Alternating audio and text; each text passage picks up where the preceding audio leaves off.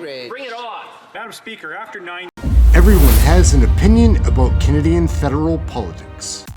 Hey gang, what's up? Just Aaron right here, Question Period Canada. How you all doing? It's been about 7 months since we started this channel. We've been learning a lot. I came in very green, not on a side whatsoever. I've never voted conservative federally in my life.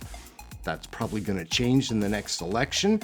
I've been paying attention. We watched the daily broadcasts together here of the question periods. Come join the community. Check out the chat. It's a lot of fun. But we've been learning a lot about Canadian politics. And today we're just going to have some fun and show you the conservatives that I get the biggest kick out of. They're a lot of fun to watch. Going to show a couple of the liberal villains, maybe throw in an NDP or something else like that just to mix it up.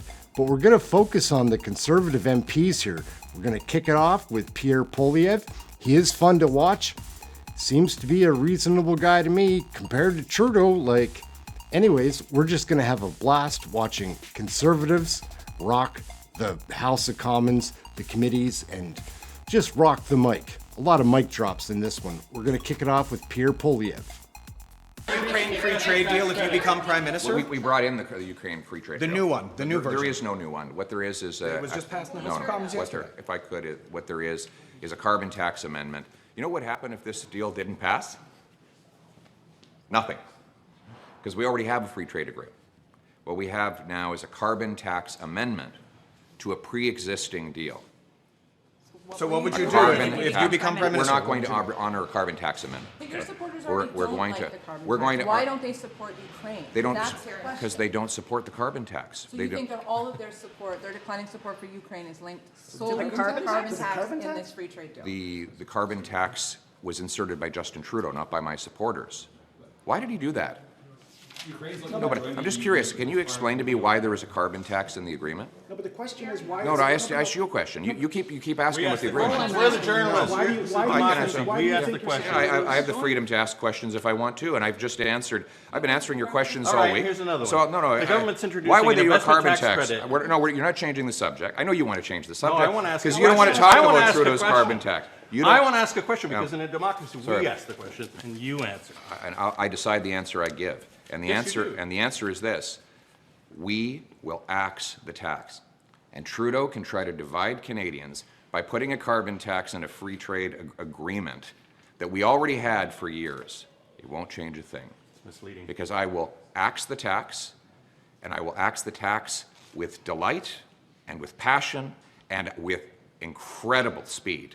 So when I'm Prime Minister, you will be shocked at the speed with which I will axe the tax. And the Canadian people will be able to look up at the gas stations and see the prices coming down. And Trudeau can try to distract from his hated carbon tax by putting it in a free trade amendment to a pre-existing agreement. It won't stop me because I will axe the tax, I will axe the tax, and I will axe the tax. Thank you. Up next, Melissa Lantsman. She's deputy leader of the opposition, and she's a firecracker, guys. Check her out. I'm certain all members would like to hear the question from the member of Thornhill without interruption and also hear the answers. I'll ask all members to please do so. The honourable member from Thornhill. They're wrong. That is a choice, Mr. Speaker. Millennials are telling this government that they can't pay their rent, that they can't pay for groceries, that they can't get to work. Even the bank governor confirmed that $61 billion in new spending is, quote, not helpful when it comes to bringing down inflation and interest rates. When will the Deputy Prime Minister stop her inflationary spending so that young people stand a chance in this country? Our government has made the decision to stop investing in road infrastructure. You said you didn't say it. You clearly said it. You said you didn't mean it. So what is it that you meant by our government has made the decision to stop investing in new roads if you didn't mean that our government has made the decision to stop investing in new roads? Merci pour la question. En fait, ce que j'ai dit. How about some Jasraj Halan? He's fun to watch every time. He's very well spoken, from Calgary, I think. Chair. Minister, do you think it was fair to increase the carbon tax 23% when 70% of Canadians told you not to, as 2 million Canadians visit a food bank in a single month? Was that fair? Mr. Hallen, 8 out of 10 Canadians get more money back than they pay in with the price on pollution. To participate in housing. On our side of the House, we're going to make the investments necessary to solve the housing crisis. I hope the Conservatives will join us.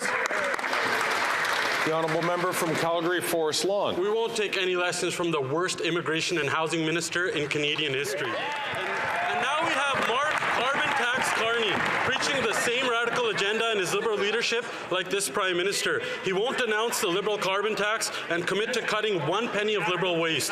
Whether it's Carney or this Prime Minister, the inflation-driving deficits will continue. And just like the carbon tax scam, none of them are worth the cost. Will any other Liberal leadership candidate stand up today, show some common sense, and declare they'll finally axe the tax?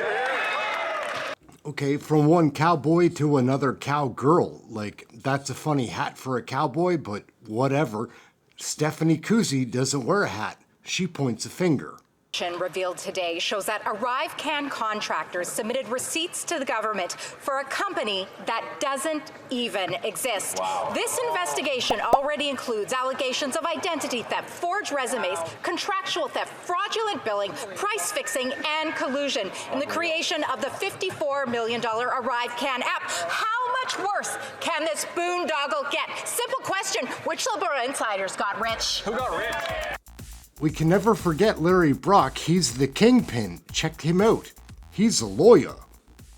Pierre Poilievre, and yes, I will say it with complete confidence, will be Canada's next great Prime Minister. I start by sharing the initial commentary from my colleague, Mr. Curic. Just how disappointed that he was to hear the commentary from. I wrote a letter to Minister Hajdu on December 21st, 2001. It read, "The Gawaini School is a federally funded elementary and secondary school located on 6 nations of the Grand River Territory. For the past 30 years, the school has provided instruction to its students in the Mohawk and Cayuga language in grade 8, at which time English is introduced. There has been an application for funding in progress for several years for a new school to be built. The school is currently operating out of a privately owned lacrosse arena, and their need for a new building is urgent. The landlord has been extremely accommodating. However, the lease is subject to annual renewal. Therefore, the space is not secure and, most importantly, certainly not adequate for a school. The classrooms are cramped with no running water, and the majority do not have windows. The language instruction not only provides the students with an education, but also the foundation for their identity. No doubt you will agree that providing financial support for the construction of the school will also help to fulfill our collective commitment towards truth and reconciliation, most specifically the preservation and revitalization of Aboriginal languages and cultures. Minister, in short, the current facility is not acceptable and, more importantly, not safe for the students and staff. They have been without a proper school for over 30 years. It's been long enough. The school has the support of 6 Nations Council and a shovel-ready project which should be funded. I look forward to your reply." Well, I didn't get a reply. I had to follow up with Minister Hajdu on April 22nd, 2022, reminding her that my staff reached out to her office on March the 10th, 14th, and 28th with no response. This project is now just under $30 million to properly fund. When we were asking for federal funding, the cost was just over $10 million. Because of Justin Trudeau's inflationary policies, we have now almost tripled the cost. Justin Trudeau has spent close to $21 billion on consultants, but can't seem to find the money to fund this particular school. Today, I had the chair, Ruby Jacobs, crying to my constituency office saying, what does it take to finally get the government of Canada to recognize the need to introduce this school, to have the funding there, to have the school learn in a proper environment? What are you going to tell my constituents? What are you going to tell the parents of the children? What are you going to tell the chair who is crying? When are we going to receive the funding? How about Michael Cooper? He's another cowboy that does not look or sound like a cowboy, but giddy up. he is a cowboy. Madam Speaker, the Minister of Employment pocketed money from his business partner, the same business partner that was lobbying the Minister's Department while securing $110 million in government contracts. Wow. Meanwhile, the Minister actively hid this shady arrangement from the Ethics Commissioner.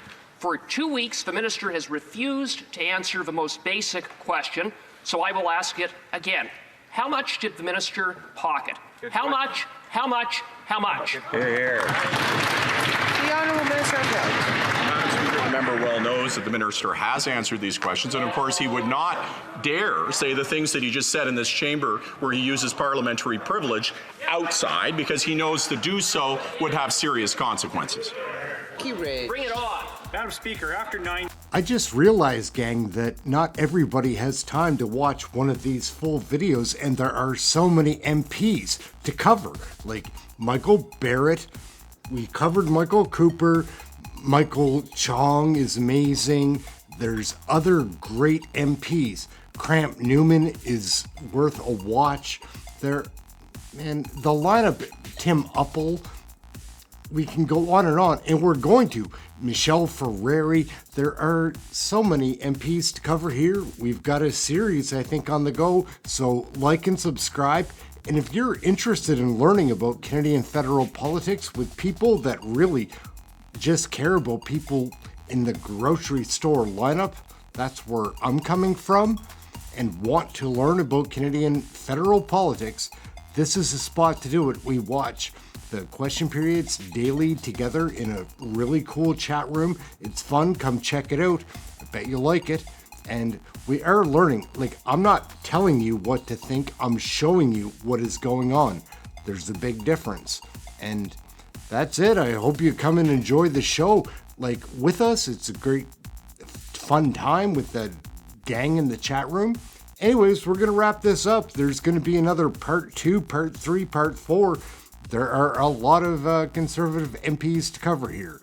So, till the next video, which won't be long, we'll catch you next time. Thanks for watching this one. Michael Cooper wanted to fight in the parking lot. That was pretty funny. Till next video, catch you next time. Later, gang. When I'm Prime Minister, I will keep my promises. Now, another... Bring it on. Madam Speaker, after 9...